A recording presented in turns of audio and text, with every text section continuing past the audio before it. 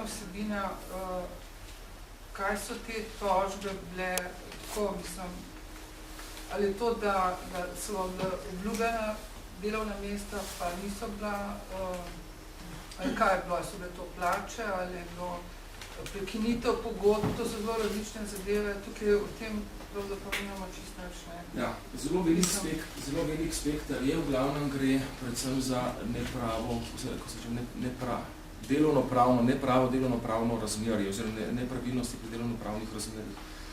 Zdaj, kakšna je specifična vsebina vsakega tega, vam bojo pa lahko dali umetniki izjavo.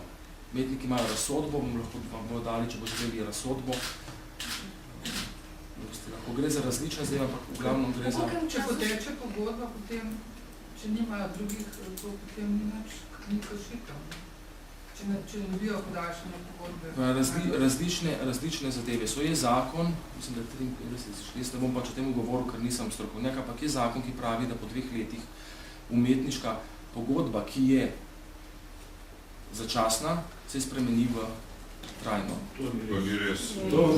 Že 20 let.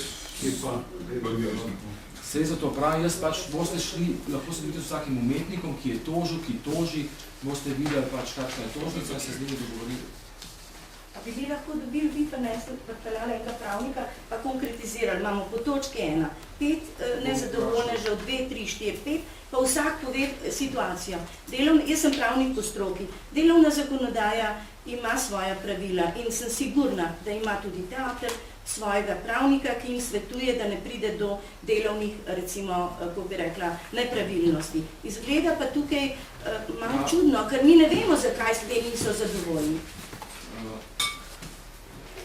Lahko pokličate, pa se izmenite z umetniki, pa boste videli, kakšna situacija. Mene bi bolj zanimalo, kaj bo direktor rekel, ne kaj bo umetniki. Kako? Prosim? Mene bi bolj zanimalo, kako direktor o tem govori, se to je on odgovarja za to ekipo, ne? Delovno-pravna razmerja je gotovo zelo oblaščen, da jih zavaruje sindikat.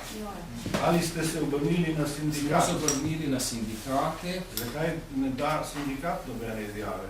Sindikat... Zakaj najprej v Bruslju, ne pa najprej v hiši?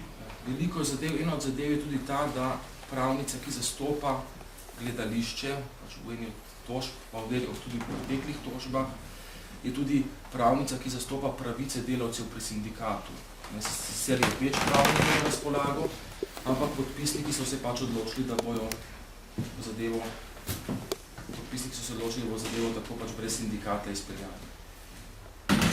Ja, ampak zdaj nismo dobili odgovora na to, zakaj najprej v Bruselj, pa ne znotraj domače hiše.